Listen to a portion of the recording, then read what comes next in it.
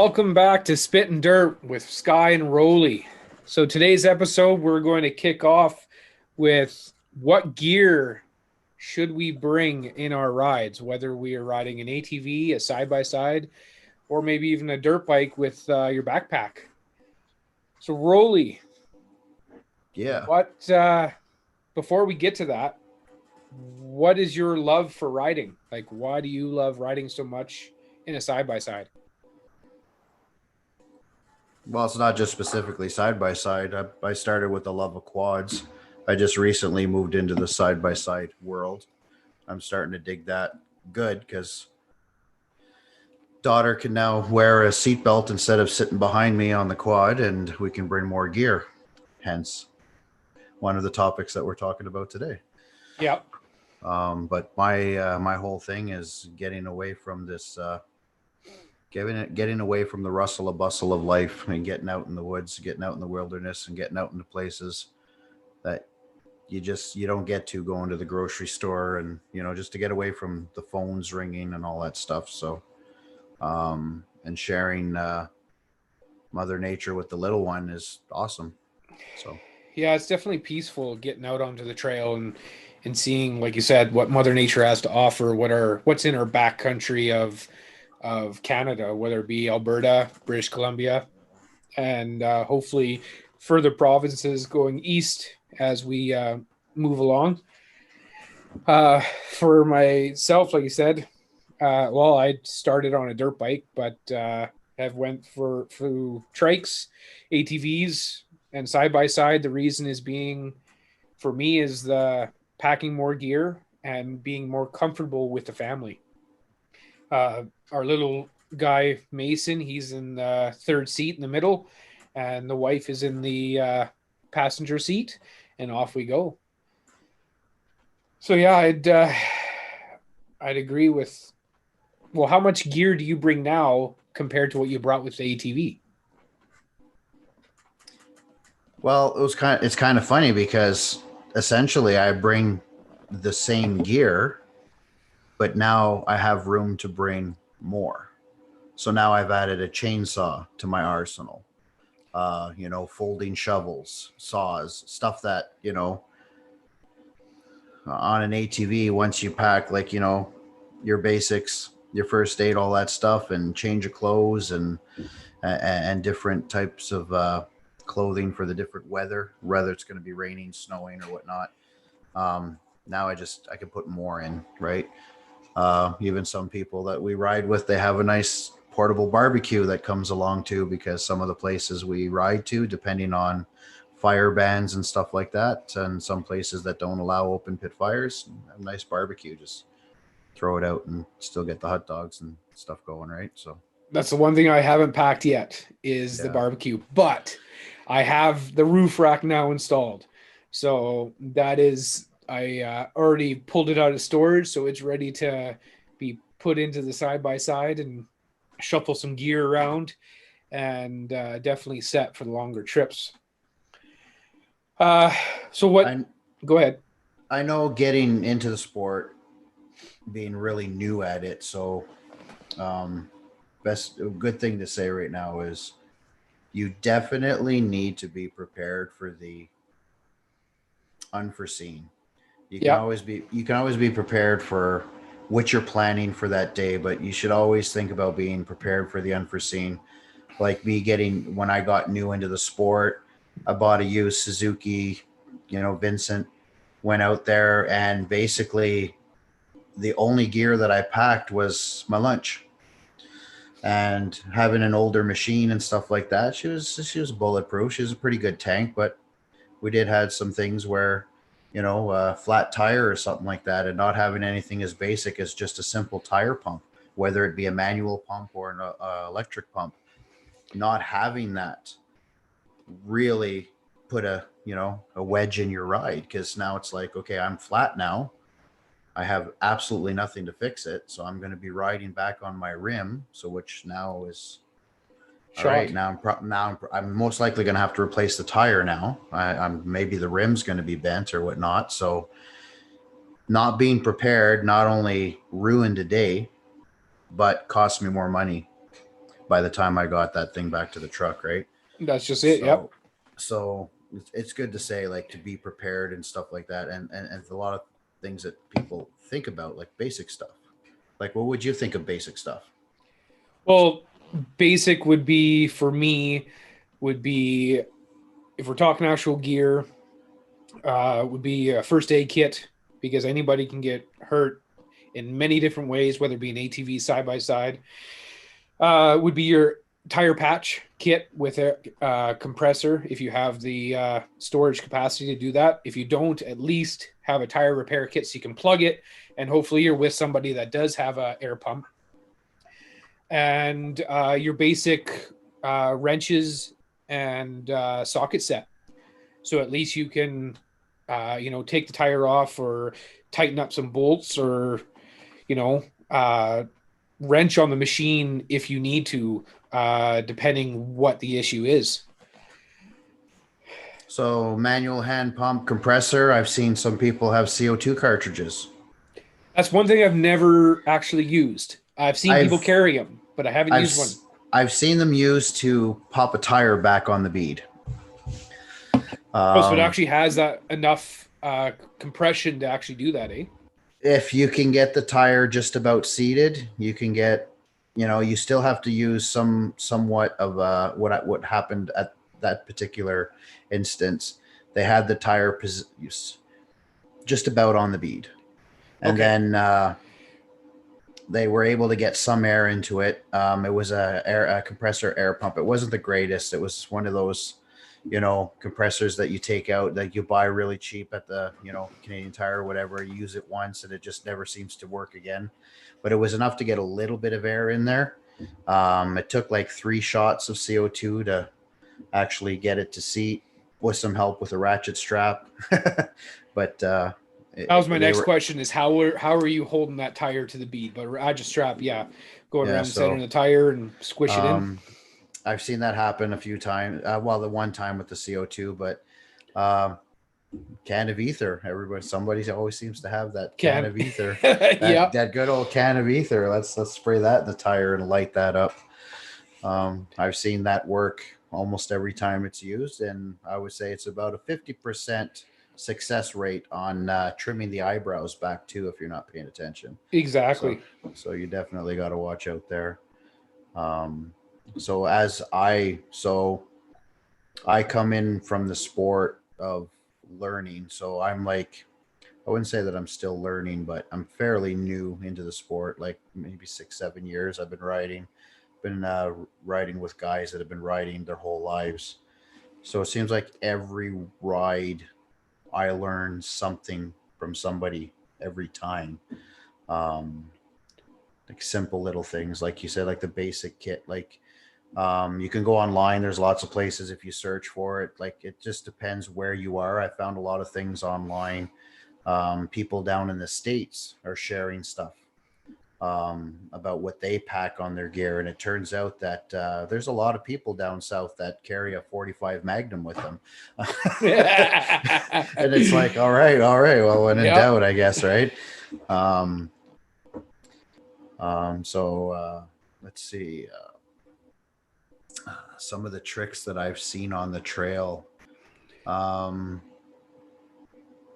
ball joint. That's one that always seems to happen quite familiar, is a ball joint popping out. Okay. And then not being able to get that nut back on. Like, it's basically, you got to get home. Yep. I've seen people use baler twine, haywire, even rolls of duct tape, whatever it would take just to be able to limp that back to the vehicle. But the one thing that I did see was one of the guys that we were riding with. He popped a ball joint, and he learned this from a poker rally he went to. One of the things that's now on my list to put into my gear kit for this upcoming season is a bicycle tube. A tube for a bicycle tire. Okay, go on. You've got my attention. So basically, once your ball joint pops out, you can wiggle it back into where it's supposed to be, and get it back through. And then you take a bicycle tube and you cut it, and now you wrap it around like super tight, and then you tie it, and the tension and the elastic of that bicycle tube will hold that in place. No shit. And it's the most simplest thing that you can pick up at any store that sells bikes. Yeah, $10, right? And it's reusable. That's awesome. And it can be used as a tourniquet. There's so many things that can be used with a bicycle tube. Well, I guess I'm going to be adding that to my kit because I don't have that. So when I seen it happen, I couldn't believe it. You don't think about it. That's rubber's going to hold that thing to get. Hey, you got it back to the truck. Yep. So, there you go. So people, when we're looking at gears and stuff that they bring. Well, it also all depends on, with the gear, what do you have to store the gear? Are you on a dirt bike with a backpack? Are you on an ATV with a front storage box or a rear storage box? Or you don't have either of them and all you have is that little cubby hole in the rear end of the ATV, right? And then the side-by-side, you have your cargo area that could just be flopping around, or your glove box. So it all depends on the rider, on the storage capacity that you have. So if we're getting down, if we go to the size of a backpack, which technically you could wear on an ATV, you could fit the items. Most ATVs now have the front storage compartment and definitely the rear. So what would you put in that backpack size storage, no matter what unit you were riding? A get out of jail free card. Yeah. Yeah. Actually, it's kind of neat that you mentioned that. Like, I had a conversation today actually with a couple members of search and rescue. And essentially, where did you get stuck? You can survive. I didn't get stuck anywhere.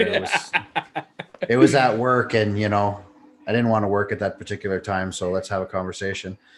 But yeah, they were saying that in a backpack, you could pack enough essentials to basically survive 72 hours, if not more. If you know what to properly pack. And a backpack is a very good tool, because it's not about the size of the item. It's basically the use of the item. Yes. So like what they call space blankets or heat blankets or those aluminum blankets, when you buy them, they come all folded into like this little tiny package. The size of your fist, really, right? Yeah, I challenge anybody to fold it and get it back in the package. I'd like to see that happen. I would for it. No matter what it is, whether it's raincoats that you can get that have the pouch attached to it, so you roll it back up so it's back inside the pouch when you're not wearing it. Getting those things back into its original spots, or just like you need to know which way to fold it and roll it to be able to properly get it back in without stuffing it. Right? Well, then it also depends. Are you going for the day? Are you going for the weekend? But a day can easily turn into 2 days in the wrong scenario. It sure can. Right? Or even 3 or more. It sure can. So breaking down kits and gear. So you'd have your first aid, right? So you got and a lot of people, you figure like, well, what do you put in your first aid kit? I'm going to be honest right now. I don't put anything in my first aid kit. You buy it as a kit. I buy it already as a kit. Yeah. Usually whether, they are. Yeah, it's a certified Alberta kit. Yeah. Or BC, wherever you are, Yes. There's different items and stuff like that. But that's my go-to. I will look at that first aid kit and I would compare that to my storage. And I'm also going to compare it to who's traveling with me all the time. So if I'm with my daughter, well, I want to make sure that first aid kit will cover myself, will cover my daughter. and I have proper storage, that it's not going to get wet. It's not going to get full of mud. It's not going to, like when I'm ready to use it, the stuff's going to be good to go. Yeah. I hope I never have to use it. And I'll have to say, knock on wood, that every single year I'm buying a new first aid kit, because I just find that I never use my kit from last year. I've never had to. I don't call using a Band-Aid because, you got a little cut from a sliver or something like that, or something really minute, but I've never, ever had to use it. And I just, I saw this kit. This kit has a little bit more. This kit, and every year it's one of these things. I just buy a new kit. Okay. The old kits, you can donate them, whatever, like that. But it's just, I find I just buy new kits because, I want to know that everything in there is fresh, new, ready to go. Yeah. I just have this thing that over time, being stuffed in a storage or a compartment, is that Band-Aid going to stick when I need it? Is that gauze, like all flattened out or decrepit or whatever? What else do they have in there? The iodine kits and stuff like that, or make sure that there's no expiry dates on stuff, that it's all new and fresh. That's my personal thing. So that would take care of my first aid stuff. Okay. Then it's like, now, like you said, you need to be prepared for a day or two. So now you're looking more than a first aid kit. Now you're looking at a survival kit. The rule of thumb is, for every person that's with you, that you're traveling with, so it would be me and my daughter. Kind of the rule of the thumb that I found out talking to, paramedics and search and rescue and this and that, is you should always calculate that you have enough water for the day, but you should always calculate that you have a liter of water for each person that you're with for every day. Because Okay. you can survive 1 liter of water. You can. You can stretch that out. So that was good to know. I'm like, okay, well, I always pack enough water, but do I have enough water if that day turns into 2 days? Have you thought about one of those rescue straws that you can filter? I haven't heard too much about the rescue straws, but I don't know what they're called, to be honest. I'm calling it the rescue straw, but it's a straw that you put into a lake or river, and as you're sucking through it, it's filtering supposedly through its EPA filter, whatever is in there. Well, then they got those purifying tablets as well. So okay. So you get a bucket of water or a cup of water and put a tablet in, and well, that's the premise, I guess. Okay. Right. So now you're looking at, you're out there longer than the day. Now, I do know with today's technology, you got to think about your communication, right? What's your communication to the outside world? Normally nowadays, with our GPS phones and satellite phones and our phone coverage, and people with, walkie talkies and stuff like that, that one day normally never turns into 2 days. Normally you're able to get somebody or get a hold of somebody that I can at least get the people out, and then worry another day to go back and get the machine, right? What's interesting, sorry to interrupt you, Rolly. What's interesting is, even though we have this technology, the amount of people that you actually go riding with actually have a cell phone with them, because they don't want to destroy a couple $100 cell phone. So they leave it at the truck or their house or wherever. I've met quite a few people that don't have one.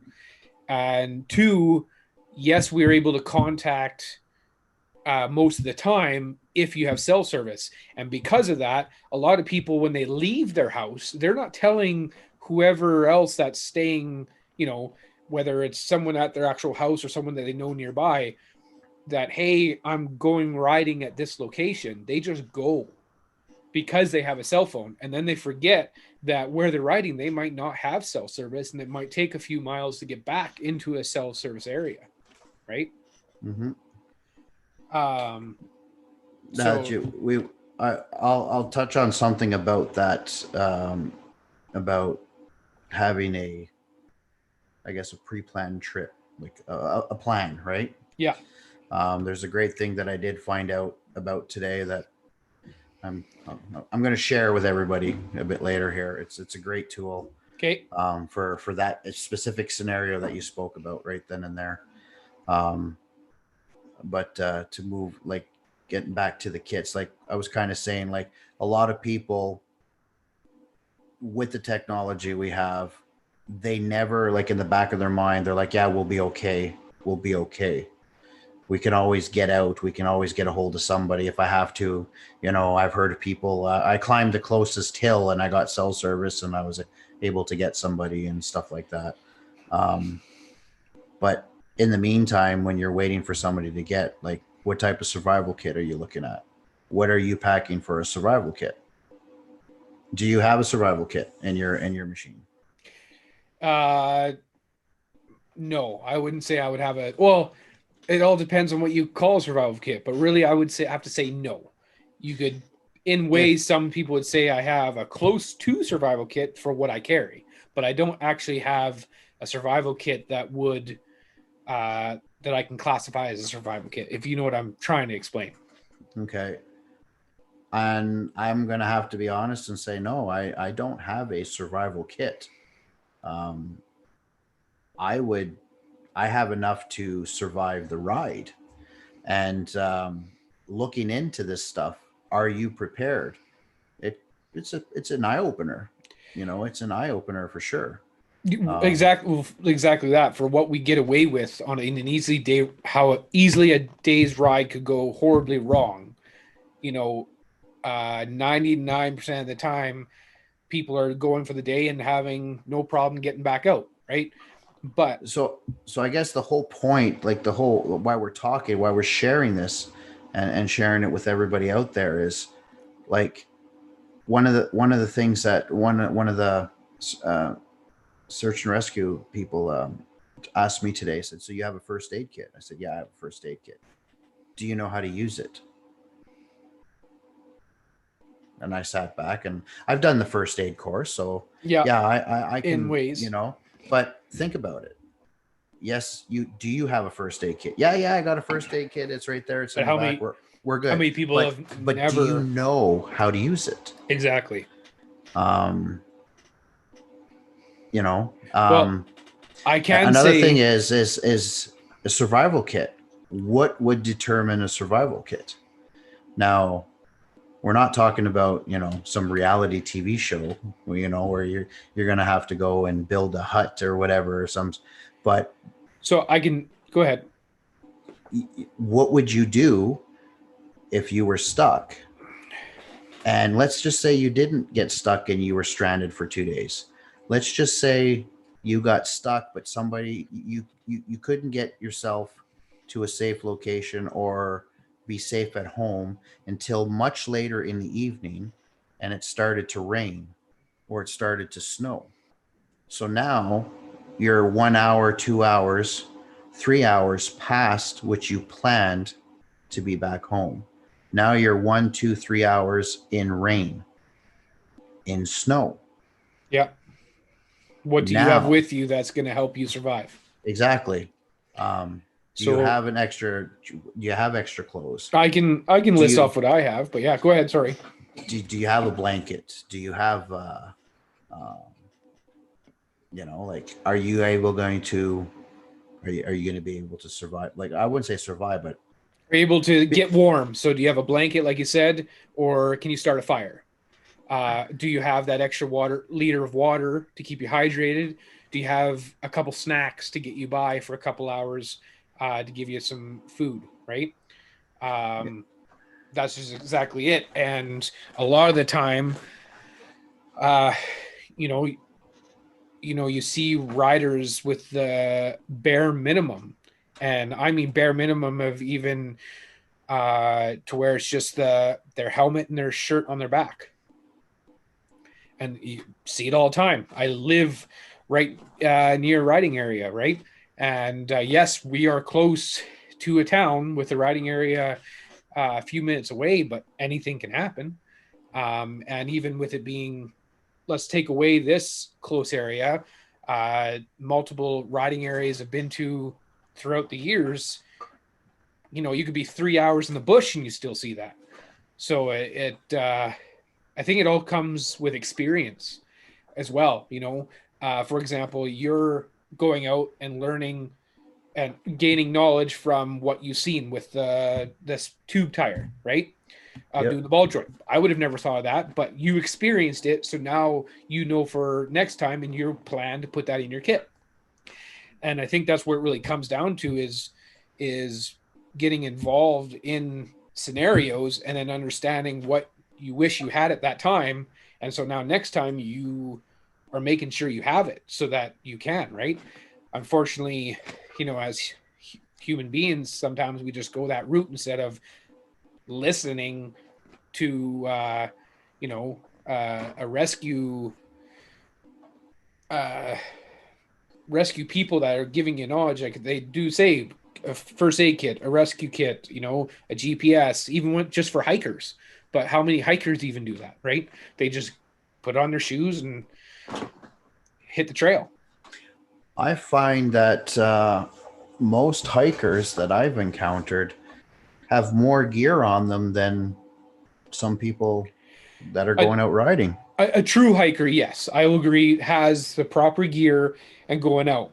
But the everyday Joe that's going, oh yeah, I'm going to go out hiking, I would say doesn't. But a hiker that's their hobby, that's their go-to, yes, they definitely have more gear than what a lot of riders have with a machine, for sure. Because they have a machine, they figure that they're going in, they're getting out, no matter what, right? But that's not always the case. So here's a small list that was something to think about when we were talking about like survival kit, right? Okay. A lot of people are thinking like, all right, like I said, you know, it's not a reality show. You're not trying to win a prize. Basically, you just want to adapt to your environment, be able to overcome your environment so you can get home safely, right? So there's some things on this list. It's not a big list, but there's some things on this list that it's everyday stuff, but it's something that you probably wouldn't think about on the trail, right? It doesn't list specifically what you would use it for. Some of it's self-explanatory. Okay. Some of it is like, I wonder why. So we already got our first aid stuff, you know, the whole bit, and everybody, you know, if you're out there, hopefully everybody's carrying their bear spray. I guess down in the States, they're more, you know, bullet people, you know, but mind you, their jurisdiction, their laws and stuff, they're allowed to are way different. Yeah. Are way different. So obviously if we had the same laws up here, I'm pretty sure more people would be packing as opposed to bear spray.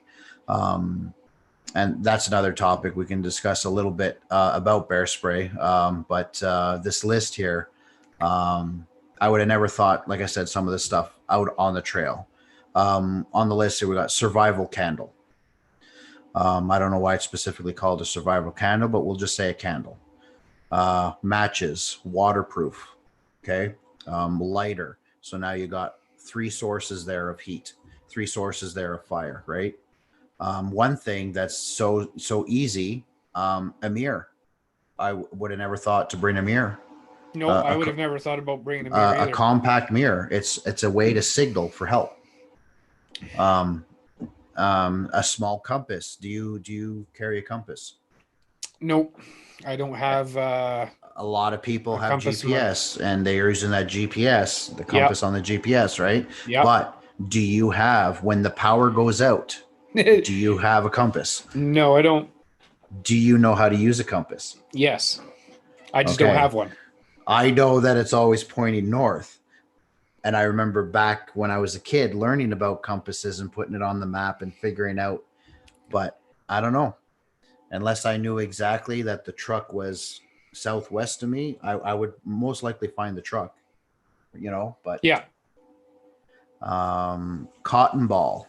Vaseline. That's for starting a fire, is it not? Exactly. It's a perfect fire starter. Cotton ball, Vaseline. That'll start a fire. Can I add another one that a lot of people maybe not are aware of? Oh, and yeah, for sure. Your lint dryer. your lint out of your dryer. So you keep that and your toilet paper rolls, Okay. stuff your lint into the toilet paper roll, and that is a great fire starter. Me and the wife use it all the time, and I actually don't have that in my kit right now, but that's usually something I have in my kit. I don't use the Vaseline and cotton ball. I reuse, you could say, and use the lint from our dryer and the remaining toilet paper roll, cardboard, and you just stuff it, put it in a Ziploc bag, and then when you need to use it, light it on fire, stick it in with some branches, and away you go. Now you have a fire. That's cool. I'm gonna definitely have to try that. Yeah, Uh, because you're I always don't throwing out your lint. I Right? don't mind being the guy that smells good on the trail. There you go. Yeah. So think another thing here. It has wrote down here, and I've never thought about this. Everybody's got like a saw, an axe, a chainsaw, folding saw, whatever. But on this list right here, wire type saw. Oh, I would have never thought about that, but that makes So sense. It's compactable. so this is all stuff that's still fitting in that backpack with your first aid kit. Yeah. Okay. Water purification tablets. I'm going to look more into that. I don't know how effective they are. I don't know if there's limitations to it. I don't know if you can just walk up to any stream or any lake. So I'm not going to say, hey, run out. I'd say, just please like look into it. Yeah, Whether definitely it's do your that own or research. filtrations or something like that.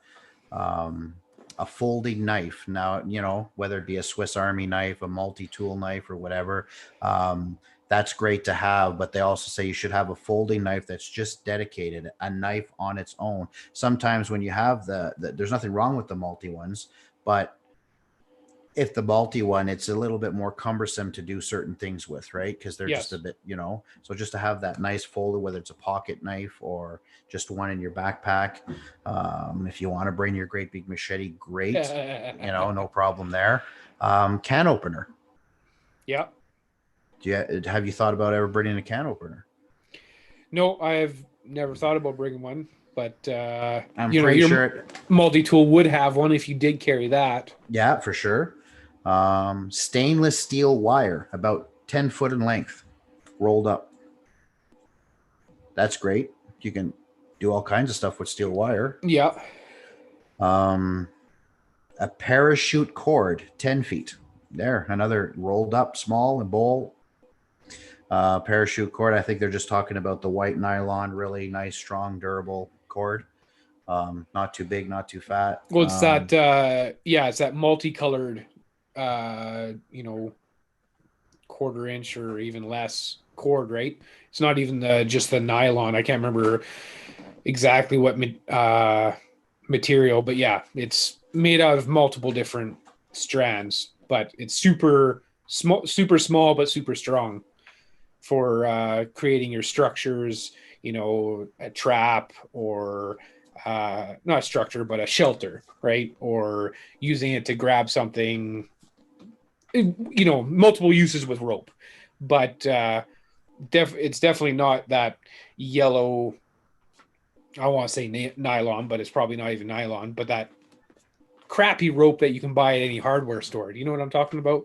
That's Yeah. a twisted. Definitely not that. Some people might not know what paracord is. So I'll put a photo in here of what, paracord actually looks like so our listeners or viewers can see it. Going down the list here, plastic bags, Ziploc bags. They're great. Yeah. When I started, before I even got my first set of hip waders, my cell phone went into a Ziploc bag and then another Ziploc bag and it right in a pocket. And I've been dirty. I've been submerged in water, and it was enough protection that I never ruined a phone. Then I got the hip waders and ruined a phone. So go figure, right? So 99-cent Ziploc bag, $1,000 phone survives. Yeah. 300 pair of hip waders or $300 pair of hip waders. Cell phone didn't survive. Tea bags. I'm not sure why it's on the list. I don't know if it's more for a nutrition thing or if that's actually a first aid trick. I'm not sure. Gonna have to look into that because that's interesting. It's very interesting. So if anybody's out there, hey, feel free. Yeah, Drop a let us line. know. Drop a Put line. it, yeah, please put it in the comments because I've never heard of that. Lipton soup package. Well, yeah, I guess they have the cup of soups nowadays, right? Yeah, but the So actual package. So I know you can get the cup of soups, but that's taking up more room in your backpack, right? no. What I mean, you actually get a package that's a Yep. cup of soup. The wife Yeah. loves them. That's why I know of them. So they're perfect for your 500 mils of cup versus the usual Lipton's that's 4 cups per one pouch. And if you look at it, most water bottles are 500 milliliters. It's already Exactly. measured out for you. Yeah. Salt tablets. Not sure about the salt tablets. It's on there. I don't know, again, if it's is it a first aid thing? Is it a nutrition thing? Is it a dehydration? I don't know. I thought salt caused dehydration. Dehydration. Yeah. So That'd be that's another interesting. one. Again, if anybody knows salt tablets on a survival kit, comment. Let us know. Aspirin. Another one. I always have Tylenol and Advil. Yeah. Ibuprofen for me. But apparently aspirin is on the top list if you talk to nurses, doctors, search and rescue paramedics. Aspirin will always be on the top of the list, and then your ibuprofen and your Tylenol, right? So it's good to have. I guess it does even help with shock, I think, if somebody goes into shock, or I know it does help with heart attacks. It doesn't save you, but it does help. Again, there's many uses for, I guess, aspirin. On here, instant coffee. I guess instant coffee would be something. I don't know. I guess you could make that up. The caffeine, keep you awake, keep you aware. I don't know.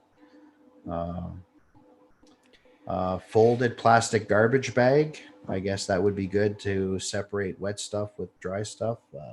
You could turn that into a raincoat if you really needed to. Plastic bag, you cut your, put your head through your arms. If you had the right size. Yeah. I technically, I got a little bit more fashion sense, so I go with the recycling bags. I think they match more my machine and my figure a lot better. Magnesium striker type fire starter. So, and your flint. A lot of people will have their matches, their lighter, or whatnot. But what if those failed? Okay, obviously the old school, like let's get some sticks together, rub them together. But can you successfully do it? I've tried to start a fire with a stick, the whole bow and stuff. I've never been able to successfully do it. I've made friction. I've made a little bit of smoke. I got tons of blisters on my fingers, but I've never successfully started a fire that way. I bet you if it came right down to it, I would probably have the determination to get one going. But having a flint type striker, I guess, to start it that way would be good to have. Speaking of technology, phones, flashlights and stuff like that. It seems like, and I don't know if this has ever happened to you, somebody always has a flashlight. But when you go to turn it on, what normally happens? Not working. It either is not working or it's dull or whatever. So on this list, believe it or not, is batteries. Extra batteries, yeah. Yeah. And see, I have that for my GPS because my GPS works on AA's.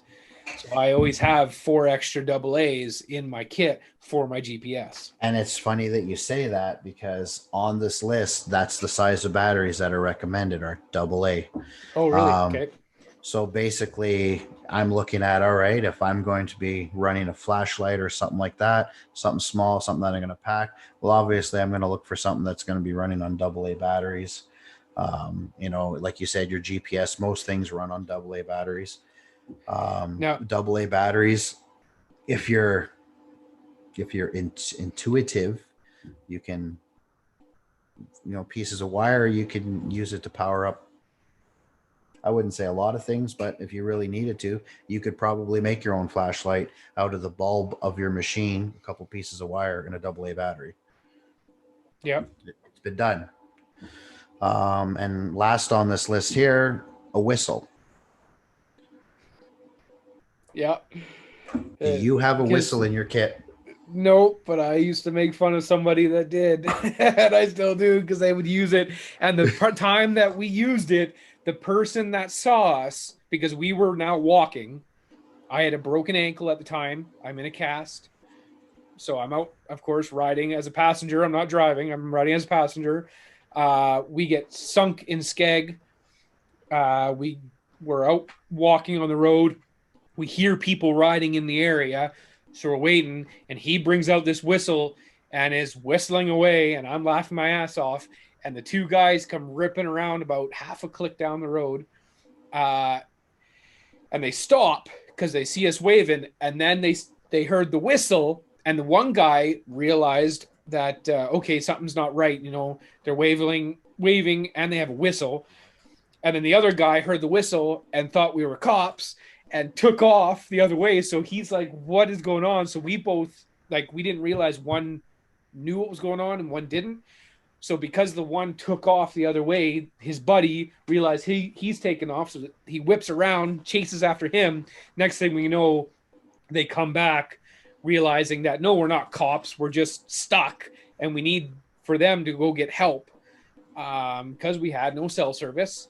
And, we didn't have, it was that we didn't have cell service. The one spot that we're in, we either had to walk to go get it. Now I'm freaking broken ankle, so I'm just either hanging out by the machine and he's going for a walk, or we're both staying. But yes.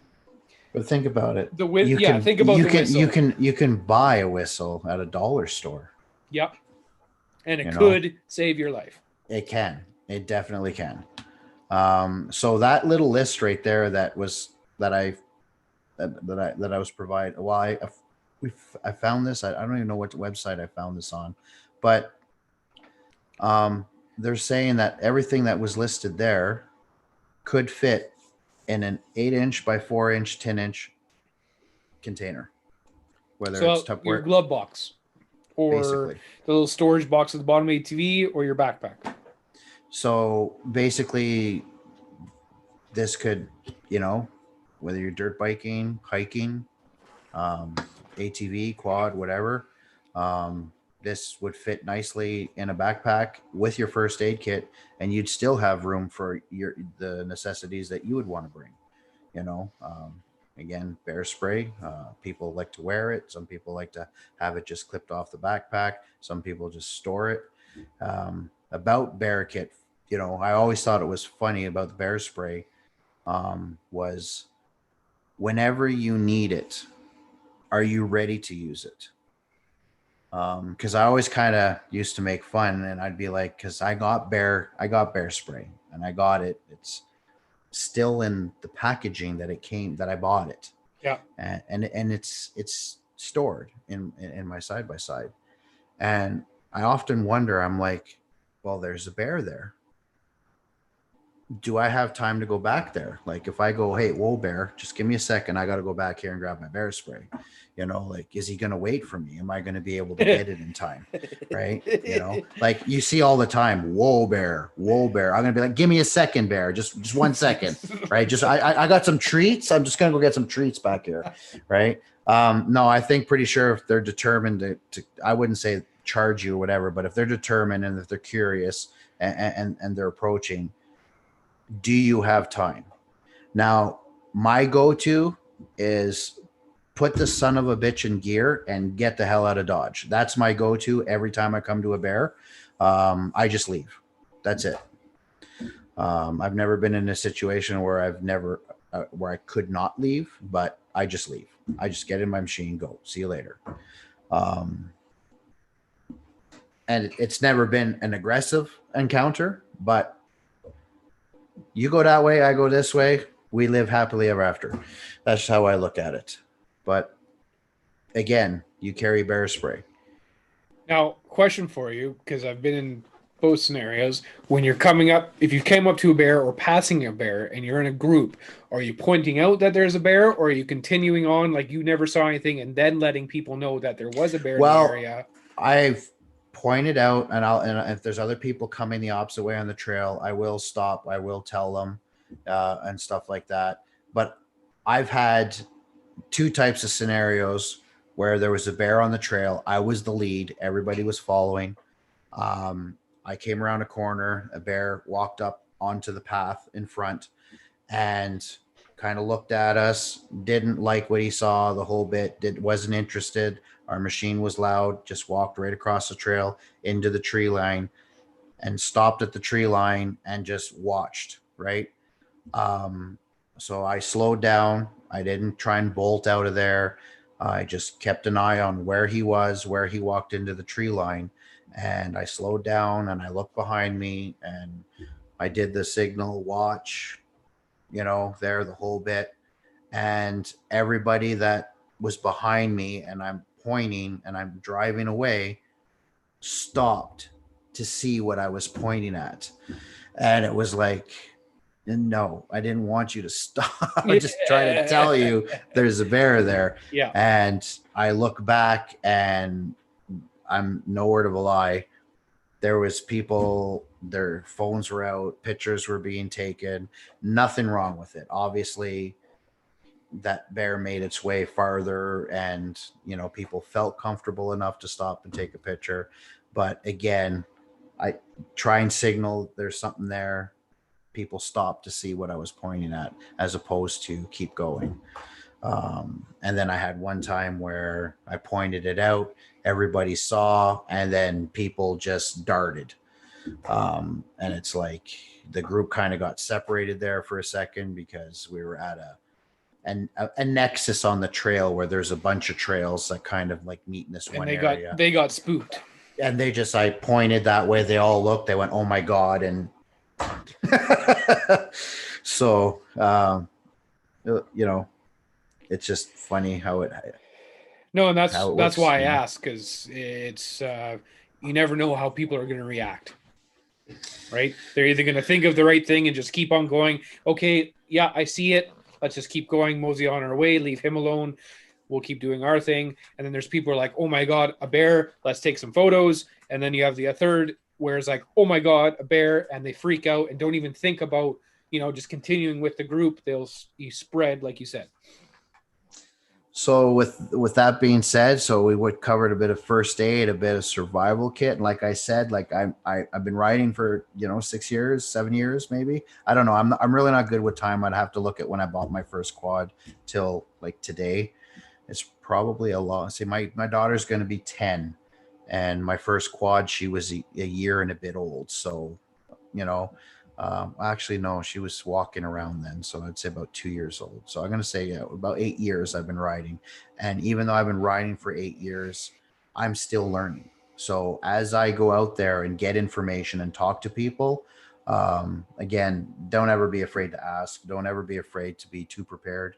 And, like who would have ever thought, like, again, if you have anything that you want to add to this list or anything that you'd like to share, go ahead, please comment below. We'd love to hear from you for sure. 100%. The more we know, the more we share, the better aware that we are. I don't know if you agree with that, Sky. 100%. We're a great community. Everywhere I've been with riders, people have been super awesome, helping out, sharing. I've never been in a situation, like you said, where that group of riders, when they realized that you guys were, needed a hand, there was no problem for them to help out. Like there's never been a situation where I've ever seen riders drive by a situation that could have used a hand and kept driving. Yeah. People and it doesn't matter always stop. Yeah. And for everybody out there, awesome. Keep it up. Like it's great. It's another reason why I love this sport so much. Well, it's not even, the four-wheelers or your single track dirt bikes. It's even on sleds. I've been in the mountains where I've had a situation and we weren't asking for help. We just had a little group, our little group kind of huddled in area because of our situation, and that can be another story. But multiple people from other groups came to check us out to find out what was going on and if they needed to help us out or not. And that's without waving our arms, calling for help, anything like that. We were just dealing with what we needed to deal with. And people still saw something that didn't seem right and came to check out. And that's, again, like you said, that's why I also love this sport, is because everyone is willing to lend a hand when something is going wrong. So now that we kind of covered a little bit of, taking care of ourselves. I have a question for you. What's that? Do you have a story where you've been prepared or not prepared? And which one is it? And then, if it's not prepared, what didn't you have, and what do you wish you had? And then if you were prepared, what helped you out? Okay. My first ride, when I bought my Articat. So I bought an Articat Mud Pro, and I just picked it up at the dealership. And I'm going to say this is the not prepared scenario. And for people that don't know what an Articat Mud Pro is, that is an ATV, correct? Yeah, it's ATV quad. So I just picked it up at the dealership. It's on the back of my truck, and I was itching to take this out and try it. So a couple text messages here, a few Facebook messages, got a couple of guys together. Just not a big, it was just me and I think two other guys. We're just going to go to our local area down here and go riding. It's just a local area. People go to, they ride. It's nothing big, nothing extravagant. It's fun. But it's like in our backyard. So nobody thinks anything of it, right? So I just want to go put a couple kilometers and see what this thing can do. Yep. Well, a couple of kilometers turned into 4 or 5 kilometers away from the truck. And that 4 or 5 kilometers turned into 6 kilometers away from the truck.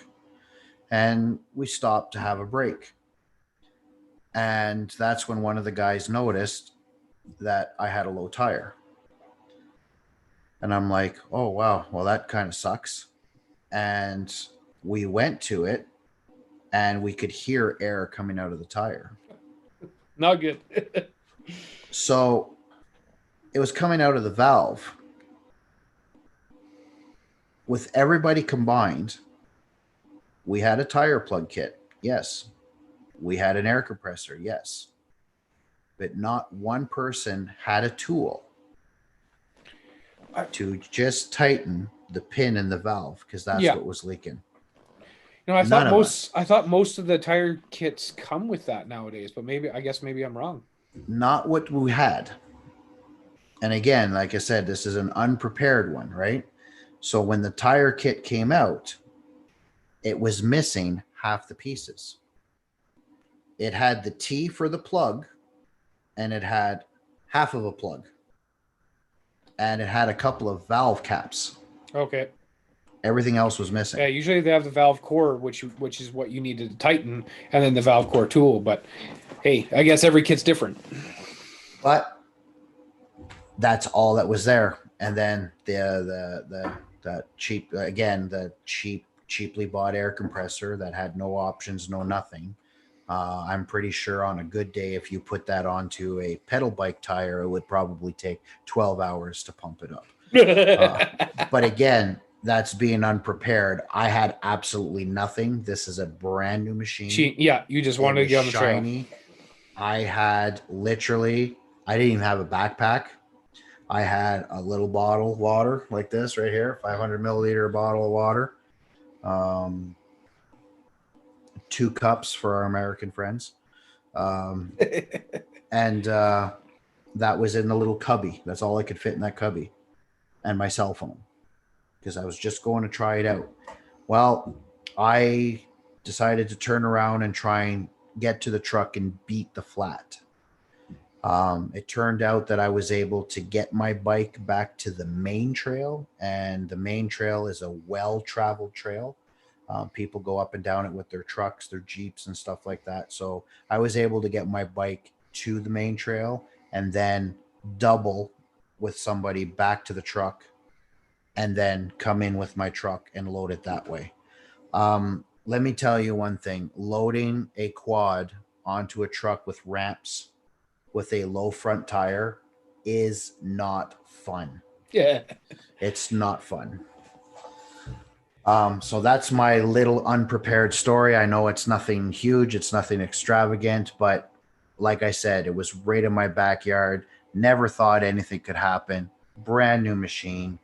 And you know what? Again, yes, people. Yeah, I'm good. But when's the last time that I'm not blaming the person, but what's the last time that the person checked their tire repair kit?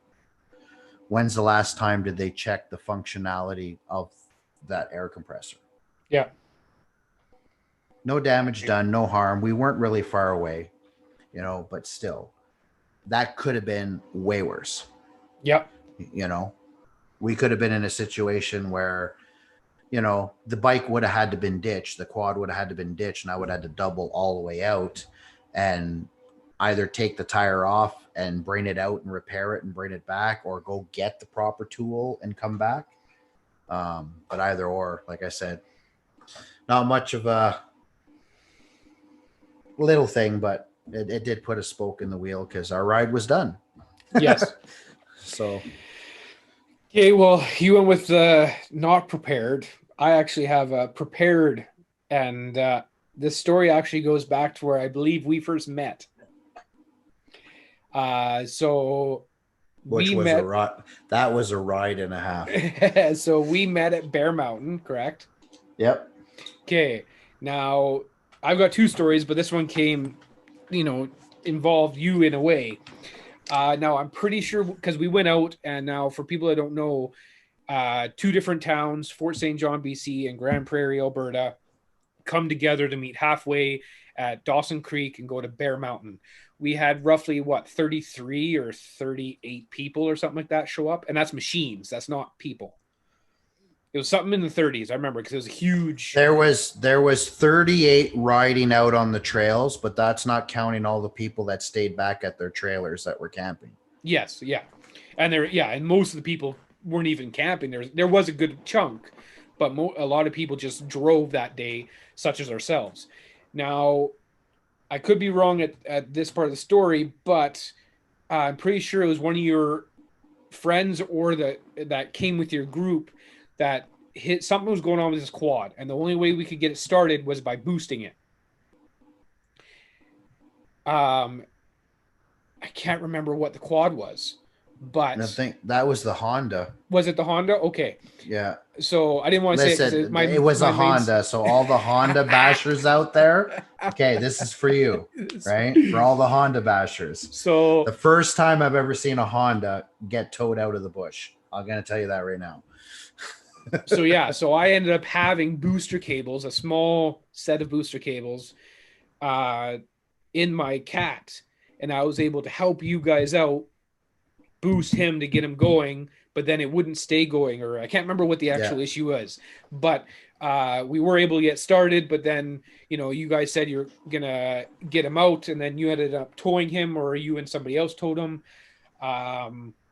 But I had my Polaris Sportsman 570. Yes. And mine was starting to have issues because this was May long weekend. It snowed, right? Last minute snowed. Huge dump. Yeah, huge dump of snow. And we were going through some pretty deep water crossings and stuff. And my fan froze up. So mine was hit and miss. His was wouldn't stay running. So there was a person there. She had an Articat Mud Pro 1000. She had the bigger machine, the stronger machine, and the trails that we were at and all these water crossings that we had to do. Her machine was the best out of the bunch that were willing. I wouldn't say willing, but the bunch that were heading back to the trucks to pull the machine. So yeah. And I remember, now that you bring it up, let's go back to the Unprepared, nobody having a tow rope. Oh, I didn't realize that. So a ratchet strap came into play. and Well, I got didn't towed realize back you with guys her. didn't have a tow rope. Well, what happened was because the group was so large, once we figured out what we were doing, people kept they kept going, right? Yeah. Because we're not going to hold back a whole bunch of people. We already had a small group of people going back to the truck, anyways. Yeah. So, and it's just like, do you have a tow rope? Do you have a tow rope? You know, like all. Seriously, I think the only thing I had was a bungee cord, and I'm like, you don't tow with a bungee cord. it makes for a good, good story, I guess, but you just don't do it. But yeah, a ratchet strap. Somebody had a ratchet strap, and it's not the ratchet part, but just the longer part. Yeah. They made shift, and it worked. It worked. But what's a Honda weigh? 50 pounds? Like, so then. Yeah. It was an easy pull out. But again, you were prepared. You had booster cables, and if I remember, you were probably the only one that had a set of booster cables that day. And that's what I was going to bring up with that story is you don't always hear of people having a set of booster cables with them for that scenario. Now, again, going back to being in a scenario and learning from that is why I had booster cables, because of my old Polaris Sportsman 500. It was an 06 and it had electrical issues, and randomly we were able to we had some wire with us in one of the machines out of our family group, and it was able to get me back running the machine and get back to the truck. And now so this one's for all the Polaris bashers. Exactly. So it got us back to the trail, or back to the truck, but it wasn't an actual set of booster cables. So that is, since then I've carried a set of cables to be able to boost the machine that has a dead battery. If they have an electrical issue or whatever, you're able to start that machine and get out, right? Because a lot of people don't have a second battery just sitting around with them on the trail to put into another machine that's dead. And it's better than getting towed out if you can keep the machine running, right? Yeah. Sorry, go ahead. No, go. I was gonna go in and pick your brain on, since we were talking about a couple of mishaps, like mechanical wise. Yeah. Leads us into repair kits. Yeah, which was my next story. Perfect. Okay, so this is a camping trip. We were doing a week-long trip, and the whole trip was planned to go for 5 days camping, 5 days riding. Now, every day we are getting back to the camper, having a fire, relaxing, and then the next day going riding. We went down to Tumbler Ridge, and this one particular day, I don't remember what mountain it was, but we go to the top of this mountain, and right when we get up there, it gets super foggy. You can't see nothing, and it's pretty eerie because the way the trail is, you do have your drop off, and then you have the side of the mountain. And so the only thing you can see is the 20 feet ahead of you and the taillights of the next machine. Otherwise, it's just fog surrounding you. If I can find some photos, I'll put some photos up. I know they're somewhere in the hard drive. So on our way back, it's starting to get really stormy like, but we're in the trees at this point of the mountain, and we're about midway down.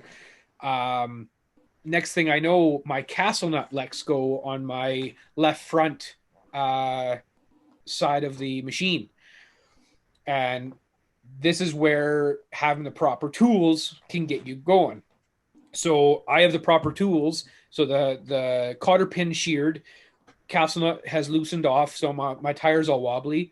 So we find the closest, biggest tree that we can find, winch my front end off the ground, and take out the toolkit, which is a full-on socket set. So I mean, I've got a Stanley's, I'm sure on a sale price, I probably spent, $50 on it, but it's one of those kits that has multiple sockets, your 3/8, your 1/2 inch, and your 1/4 inch drive in there. And it's a decent size that fits in the cargo box of the side-by-side. And that was able to get the tire off, the castle nut tight. I had extra cotter pins, put the cotter pin in, tire back on. And now at this point, when we just got the side by side winched up. It's pouring on us. So we're working this in the rain, got it all done, getting down the trail. The ladies are worried about us because now it's dark. And we were supposed to be back in time. We had our cell phones, but we're in the middle of the mountains, no cell service. So now it's a group of 3 machines. But because of the tools, we weren't leaving a machine behind and jumping in or on other machines. We were able just to work on it and get back to the campsite safe and sound. So having the proper tools, and that's, I carry a full socket set. I carry extra pliers, whether it be channel locks, wire cutters, just, your average pliers. I don't even know what to call them, actually. I now have a tire wrench that you actually would normally put in a truck, but this one's from here in Canada, Princess Auto, and it actually collapses inside itself. So you can actually pull it out from inside itself, put it in, and now you have a working tire iron for multiple size lug nuts. And that really helps for those torqued on lug nuts that you can't get off, and you're trying to, just a little 1/2-inch drive socket wrench won't do the trick. You need a snipe to be able to really, or, be kicking it, something to hammer on the socket set. So that tire wrench has helped in other scenarios, which is why we have it. And for $30, we have one in each of our machines to help with that. Like you said, tow rope. Tow ropes aren't expensive. A snatch block. I really wish I had a snatch block on my last ride. But we were luckily enough able to use a tree as a snatch block, and get myself out of this hole. So there's we're gonna edit that part so the environmentalists don't hear it. But just them. The rest of you will be able to hear that. Exactly. It was a tree-friendly winch cable. It was designed. Well, I do have tree savers. It was designed by engineers in the Serengeti. Yeah, exactly. And that's another thing is a lot of people carry tow ropes, but they don't have tree savers. Now I have 2 tree savers in my kit so that you're not wrecking the tree. Because your normal winch cable will choke out a tree and kill it, right? Yep, for sure. Which people don't realize that will happen. Now, the tree sling, a lot of people call them tree sling. Yeah. A tree can be your best friend. Like you said, I've seen people, like you said, just lift their machine right up on a tree and change ball joints, tie rods. Exactly. And stuff like that. So it seems like you're pretty loaded. Yeah, I haven't even gotten to the think of it, but yes, I have. Out of all the different scenarios I've been in with my past machines, or seen people in and wish I had it, I'm then make sure I have it. I have it in my kit, so that at most we can at least somewhat get you, whoever's riding with me, get you repaired and off of the trail instead of leaving a machine behind. Now, if you were to take that and put it in a backpack, what would I bring with me? What would you bring out of that? I would, out of a backpack. Well, you're downsizing because, obviously you ride a side by side. Yeah. So you do have the storage. Yeah. So now if you were quadding, you'd probably have to downsize that. Now, obviously, quad is not going to require the same tools as a side by side. A side by side, it's a dune buggy / its own. Some of them are almost as heavy as Jeeps. What's funny is, other than my dry bags that sit behind my seats, which carry my extra clothes, so I carry even more extra clothes than I used to on my ATV. You can actually, out of all the gear that I bring, would be able to fit into my old ATV with the cargo box. It's just I've changed how everything's stored so that they're dry in case my storage box got soaked somehow, right? So instead of just being in the storage box willy-nilly, they're in their own separate dry boxes to stay more organized. But if I was to list off things, it would be the first aid kit, your tire patch kit with compressor, dry clothes. I always have a bag of snacks. I have granola bars, crackers. They're the fruit I don't know what the fuck granola. They're like a granola bar, but they're the fruit filled ones. I always have drinks, some water bottles or juice boxes because of the kids. And then for tools would be your pliers, zip ties, screwdriver of whatever sort. So like if your machine's a Torx, a Phillips, a Robertson, whatever your machine requires, I would carry that. So like the Cat, I require Torx, so I carry a couple T25s and another size. And then if I was able to, if I couldn't fit my whole socket set, I would make sure for at least my machine, I had the appropriate socket sizes. So a 17 mil lug nut wrench, because I went to the aftermarket axles, I would do the 32 mil socket for the castle nut. I would do the your 1/2-inch drive socket wrench, and then any adapters to go to the smaller ones if needed. Because at least with just being the socket wrench and the sockets, it's more compact, right? And yes, I won't be able to help maybe other machines, but at least I can get me pulled apart or tightened up to get off the trail. And then your tow rope at minimal. And I know I could fit all that in a backpack or my tote because I have done it, or the cargo box. Now, the cargo box, if I could fit that in your stock cargo box. If you had an aftermarket cargo box, well, then you can definitely fit more. Now, with the dry clothes and that, I'm just talking, a thermal sweater, extra pair of socks, and a t-shirt. I don't normally carry extra pants if it's not available for room, but at least the thermal sweater, socks, and a toque. You can take off your wet clothes, put on dry, and keep your main areas warm because your feet and your head and your main center of body let out the most heat. So that's basically what I can think off the top of my head. Well, you just that's like you mentioned earlier, all the rides that you've experienced, all the stuff that you've been through, you just prepared yourself for the next time, the next time, the next time. Yeah. If you were to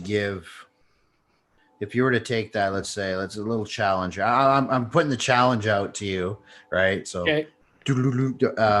I'm cheating because I got a list in front of me, right? So if you were to, give somebody, hey, if you had spot for 10 things, just 10 items. 10 items. What would these 10 items be?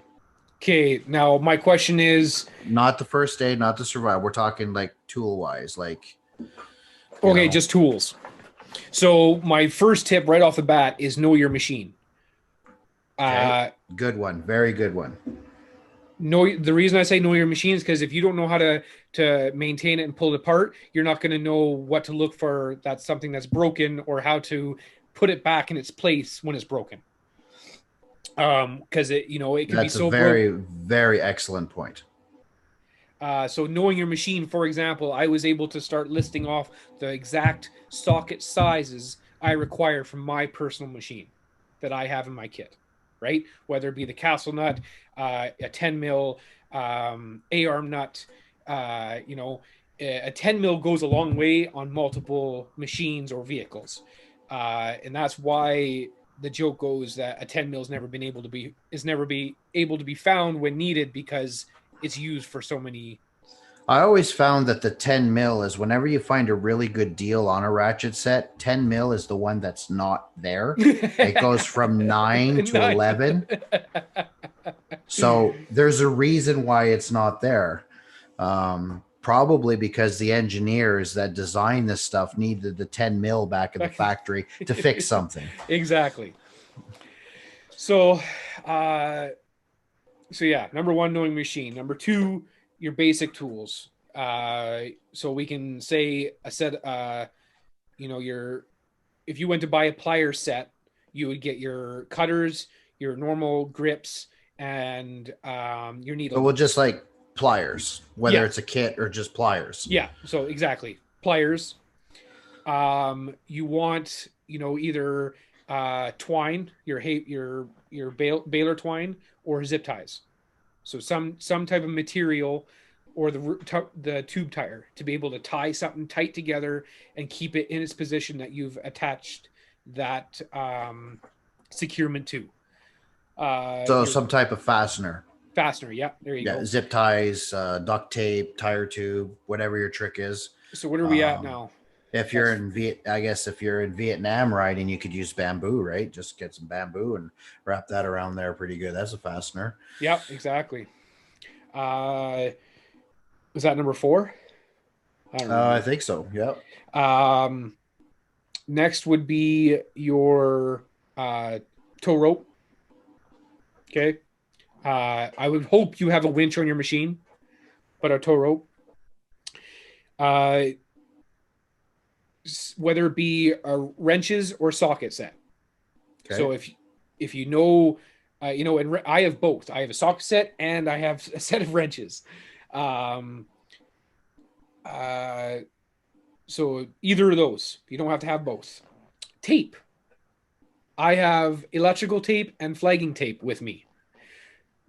Electrical tape, once it's wrapped quite a few times, it's pretty strong. Unless it's being pulled on, it can slip through, but depending what you need to use it for, electrical tape works great, especially if you get the cold weather, because it's good up to minus 35.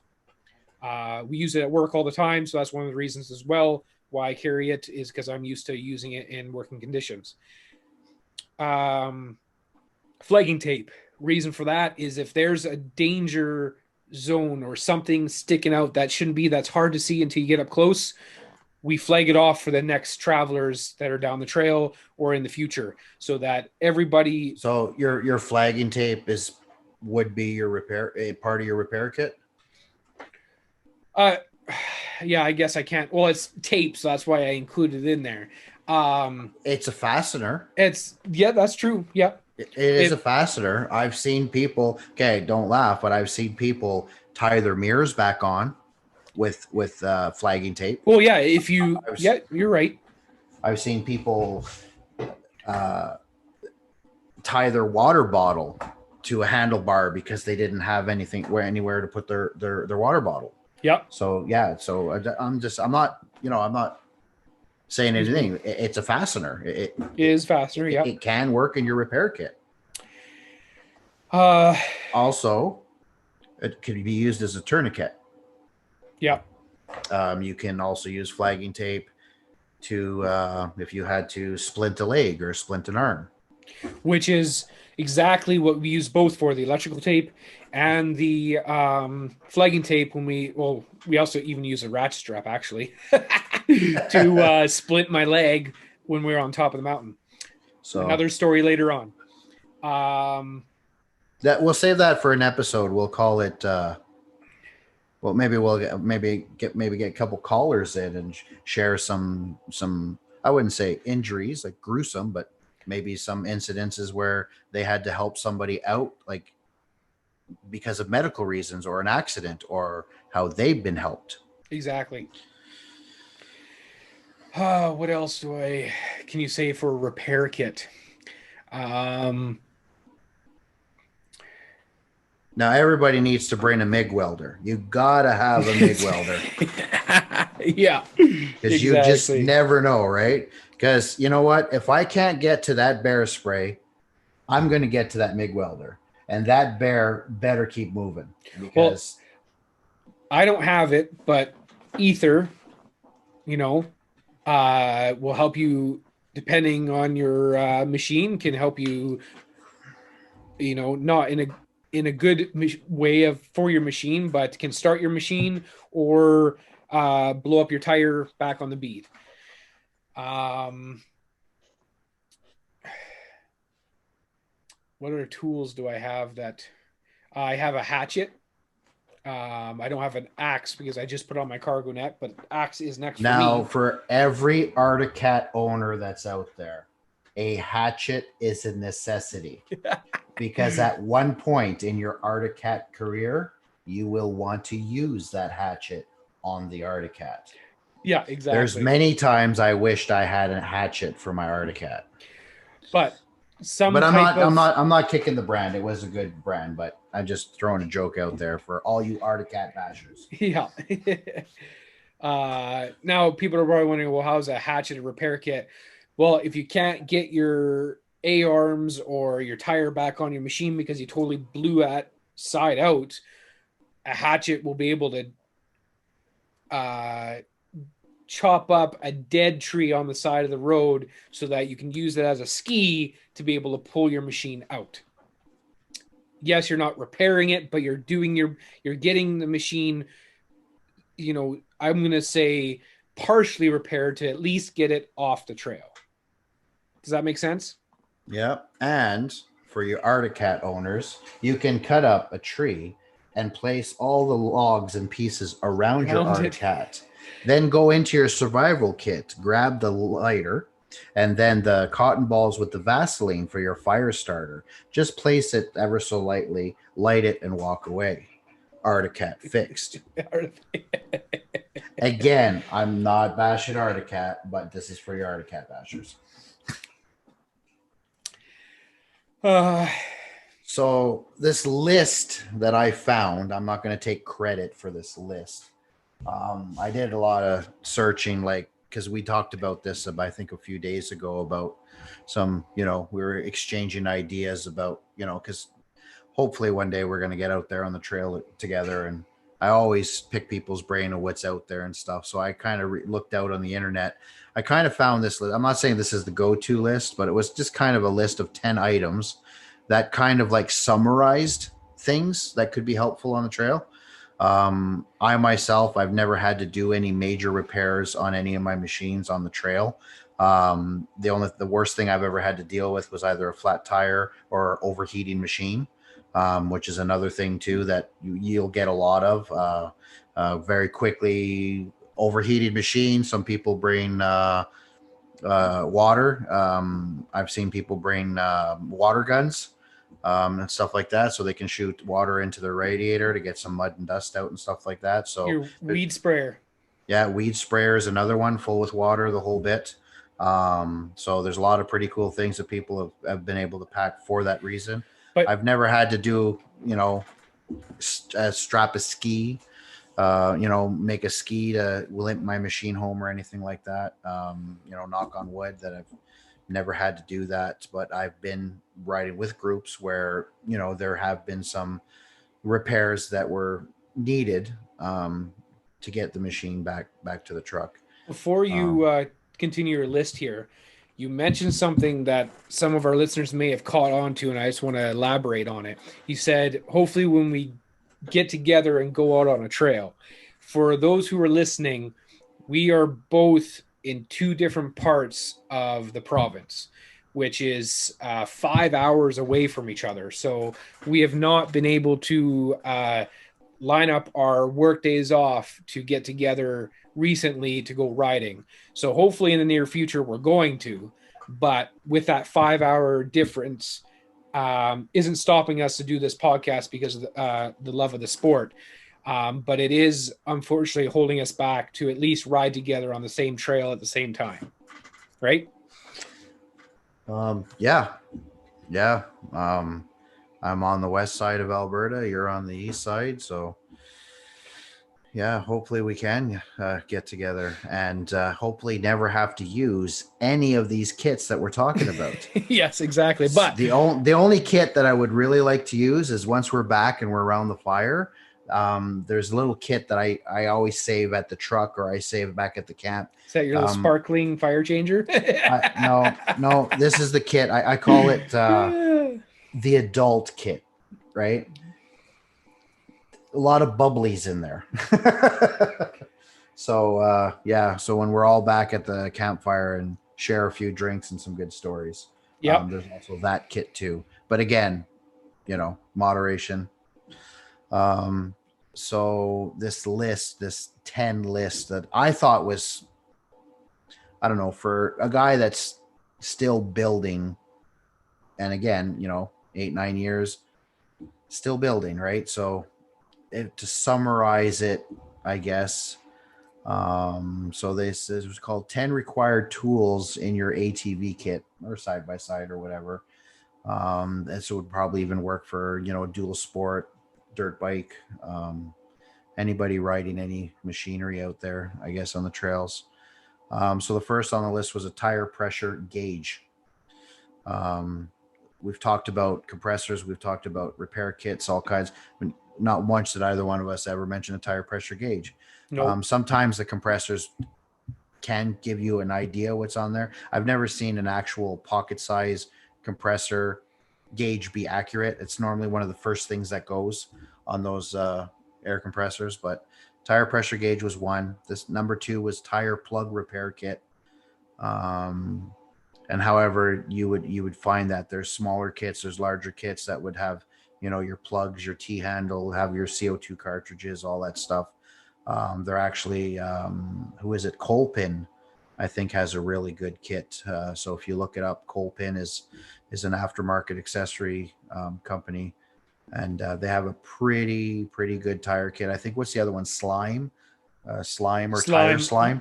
I've used it lots in my. But there's the company that they're called Slime or Tire Slime. They actually make tire slime, and they actually have a tire kit as well, which is kind of neat. It actually comes in a tube, and that tube can also be used as a manual pump, which is really neat. So that's cool. That was kind of neat. I don't know how effective it is. I'd like to try it one day. The next thing down the list was a T-handle set.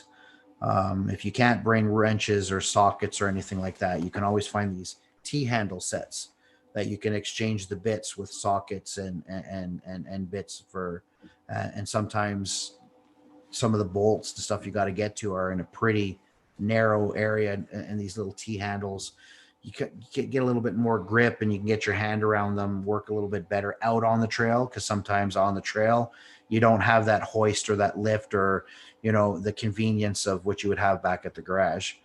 The other number 4 here, an Allen wrench set. Whether, like you mentioned, you ride Articat, so you have a lot of torque, so you'd have a torque wrench set as opposed to an Allen wrench set. Again, know your machine. Pliers, you mentioned pliers, a kit of pliers, wire cutters, wire strippers, pliers. If it's something that can grab a hold of something for you, whether it be even lineman's pliers, any type of pliers will come in handy out there on the trail. You touched base on this about your machine and the problem you had out on the mountain, an ATV axle wrench. So basically a wrench or a socket that, if your castle nut comes off, or, any problems with your axle, or, you have that size or something, even a big channel lock, if you can get a channel lock pliers on it, it's probably not ideal, but it's probably good to use. Ratchet extension bar.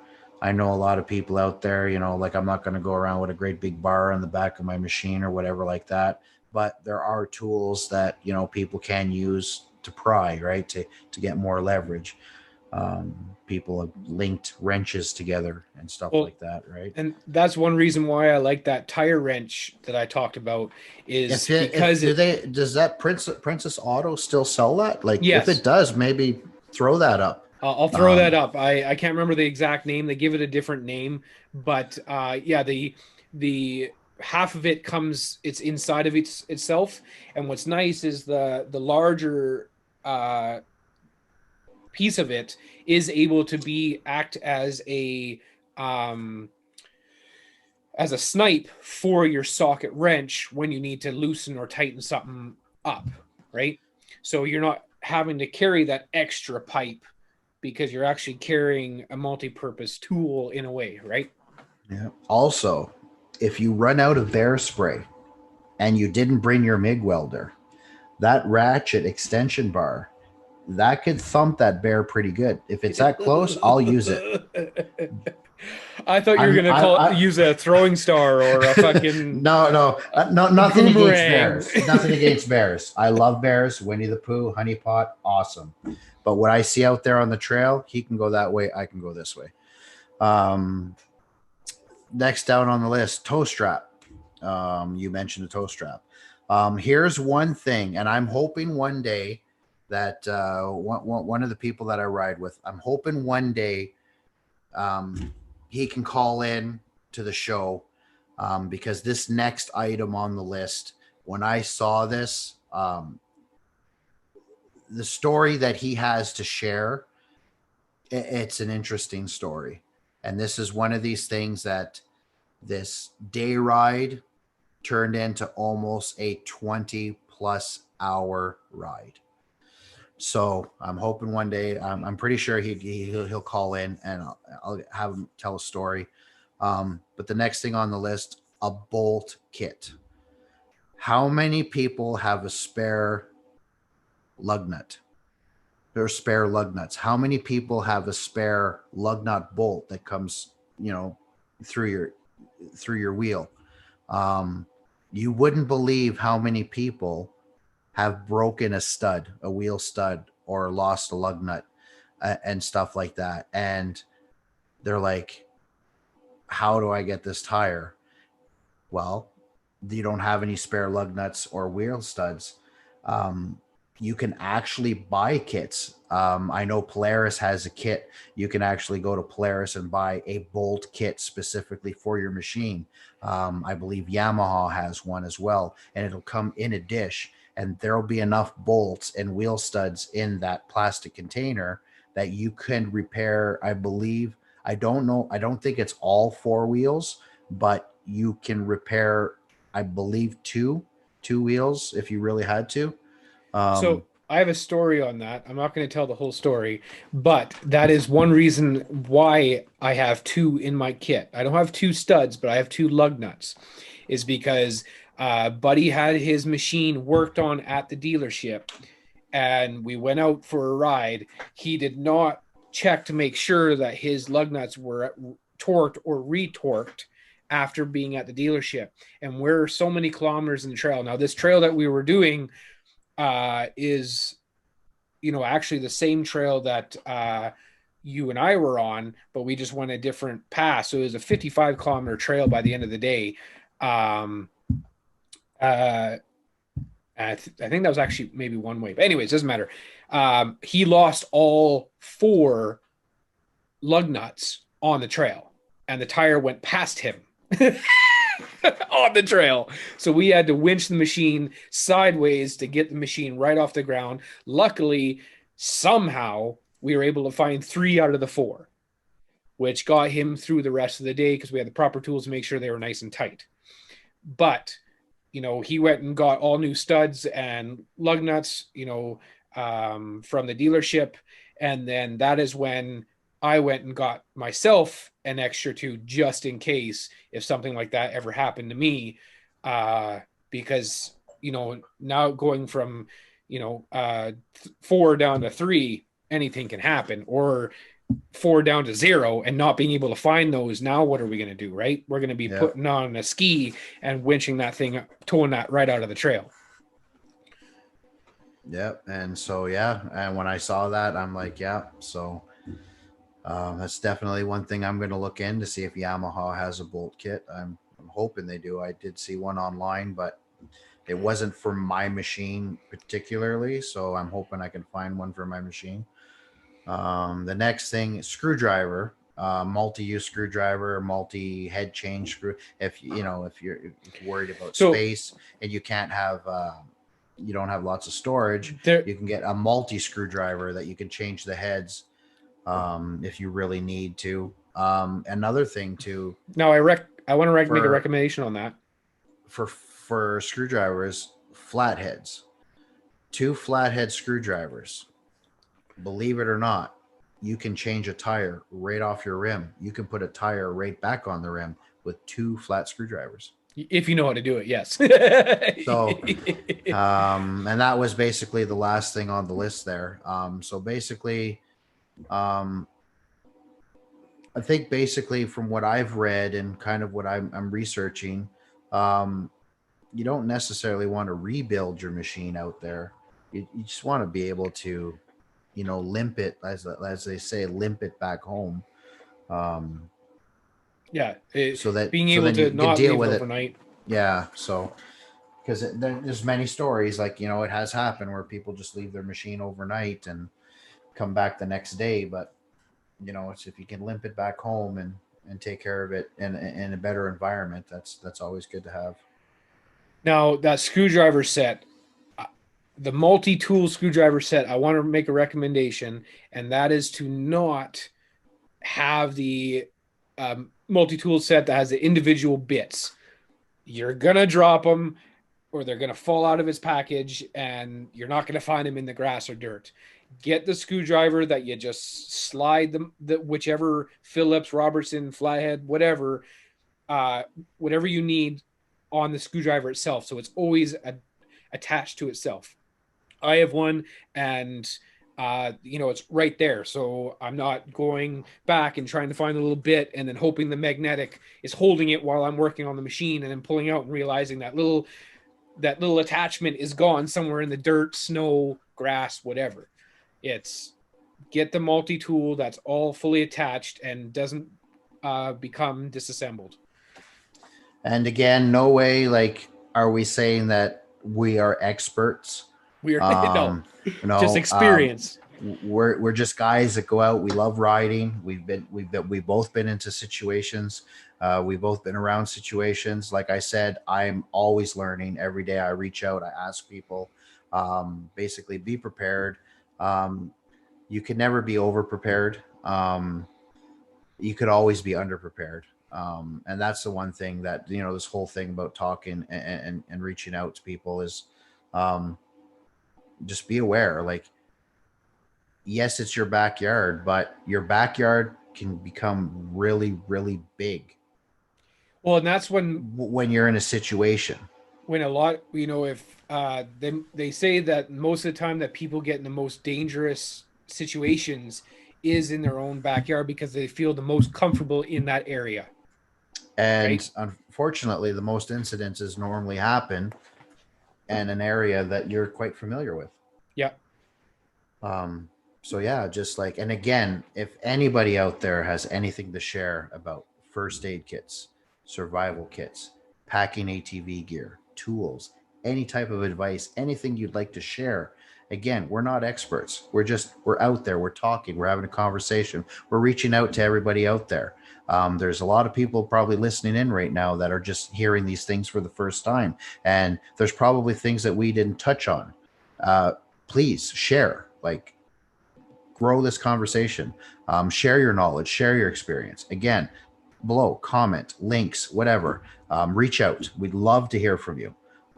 Again, I'm sorry, Sky, but having an Arctic Cat, you just have to bring all those tools. Yeah. Well, like, I'm surprised you haven't hooked up the welder yet. What's funny is actually all the experiences I have leading into what I carry nowadays is actually because of my Polaris Sportsman 500. Otherwise, and there's other situations, I've had a Honda Trikes that you had to do certain things,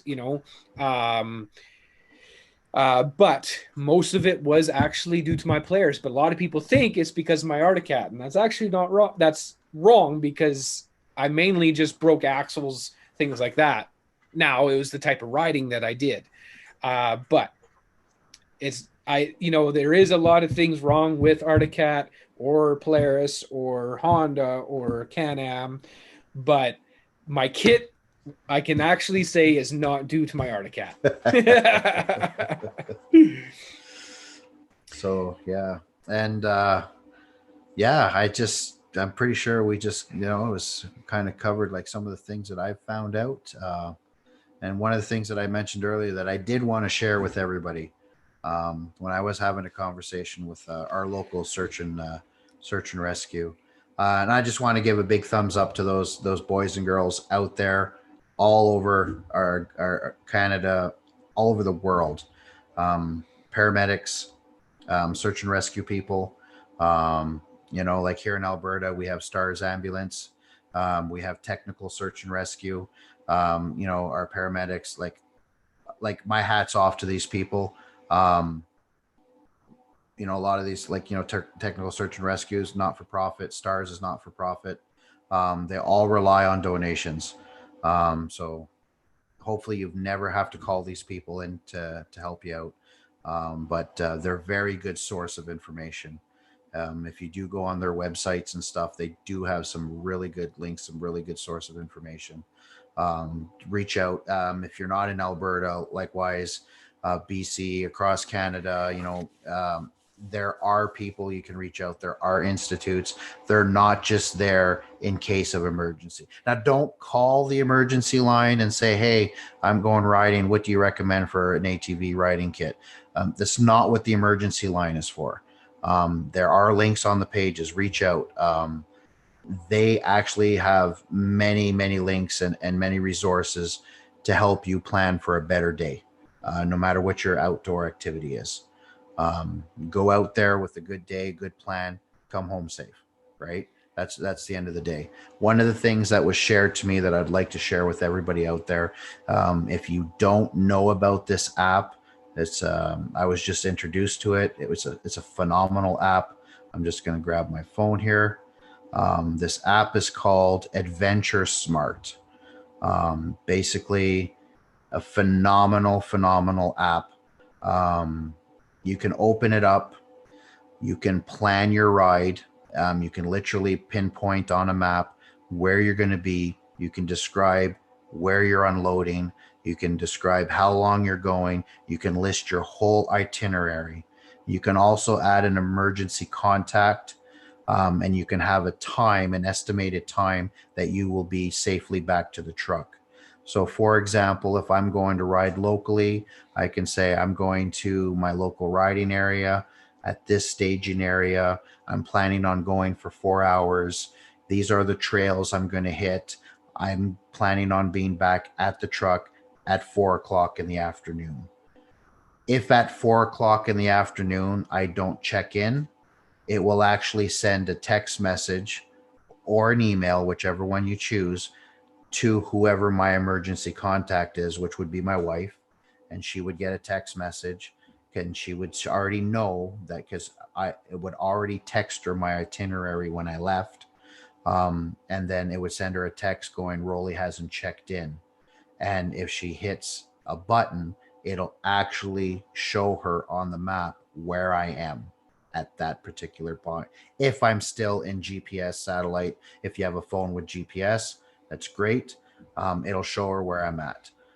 So at that point, if the cell phone is working, we can reach out to each other and say, no, I'm just running late. I had a flat tire. I'm the whole bit like that.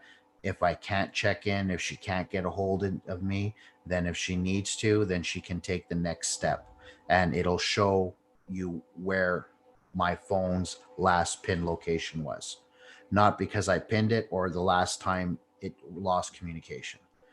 Phenomenal app. In this app, it has all kinds of tips for outdoor activities. There's I know it's kind of hard to see because it's so dark. Let's see if I can, or so bright. If I turn it down a bit, no, still. There is a part on here. This app is phenomenal. Another part that I liked, it said survive outside. You can click on it. It shows you how to plan a trip, outdoor survival tips, essentials. So if I click on essentials, here's a list of 10 things to bring out. flashlight, spare batteries, and a bulb, fire making kit, signaling device, whistle or mirror, extra food and water, 1 liter per person, extra clothing, rain, wind, water protection, and a toque. Um, Navigation, communication aids, first aid kit and how to use it, emergency shelter, pocket knife, sun protection, glasses, sunscreen, hat, whatever. So it kind of gives you a little essentials depending on your specific activity out there. There's an activity specific equipment. If I go through the list, it starts with a day hike. So this is for all you hikers out there. It gives a list of it: trail running, a list of items, essentials that you should probably be packing with you, an overnight hike, camping, mountain biking, climbing, orienteering, hunting, ATV riding, horseback riding, dirt biking, caving, geocaching, fishing, alpine skiing, backcountry skiing, cross country skiing, snowshoeing, snowmobiling, sailing, paddling. Like there's a lot of outdoor activities on here, power boating, scuba diving, surfing. So this covers more than just riding. It covers any out, and it kind of gives you a basic list of essentials to be prepared. This is a great app. Again, it's called Adventure Smart. Is that correct? Adventure Smart Trip Plan. Look Adventure this Smart up. Trip. So we'll have it's free. You can get it on Apple. You can get it on Google. So we'll have the link. Check it out. We'll have the link in the show notes down below. So please head on down there, click on the link, and you'll be able to be directed to the app. If you're on Android or Apple, it'll go to their website. And definitely, I'm going to be downloading that app. I've never heard of them. That sounds great. It totally makes sense. Instead of just it because anybody can, think of, okay, I'm telling this person I'm going to go here. But you're excited to go riding. It's giving you a list of things to remember to do and to bring. So I think, we're going to end this episode at talking about this app, because what better way to bring something to our listeners. And what do you say, Rolly? Like I lost my words here, but I never heard of this app. And so having a trip planner and providing that information for yourself every time you go out, and being able to contact your emergency contact if you don't check in is definitely a great way. Now, again, your emergency contact is going to determine if there's an emergency. So this app is not going to set up a bunch of bells and whistles, and you're going to have search and rescue and 911 and all kinds of people coming in the woods to come get you. Speaking of that, sorry, one thing that we never brought up, and I'm sure a lot of people do, is the beacon. If you want a device that is going to send out an SOS, you can get a small device. I'm pretty sure it's called the beacon, and there's multiple names for different ones. They're a subscription based, for a year plan, and you take it with you. It tracks you. It sends out text messages.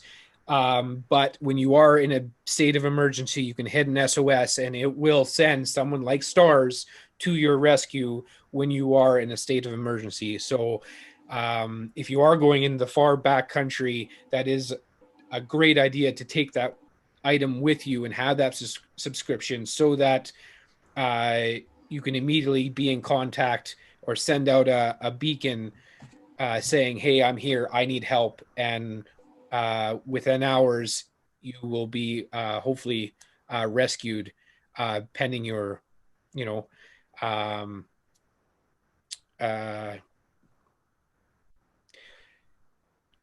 sending totally blanked out there. Hitting your SOS, you will be rescued and safely at home with your loved ones. So when you put this up for our viewers, would you mind putting a little bit of Jeopardy music in that little blank spot there that we had there? Yeah, that would be that would be perfect. Unfortunately, we can't do that because it's copyright. So then, our video will be flagged. But that is hilarious. So again, this app, I was introduced to it by Search and Rescue. This app was put together by search and rescue specialists, outdoorsmen. They put this together. It's free. There's no excuse there. It's free. That's not an excuse to not check it out, to try it out, to the point that this could help you one day. It could, right? And for our listeners, we are not sponsored. We are providing an app or device that can help you or loved ones that maybe you share this with, be prepared for the trail and getting off the trail. So again, this is not a sponsored ad. We're just providing information to fellow riders that are listening.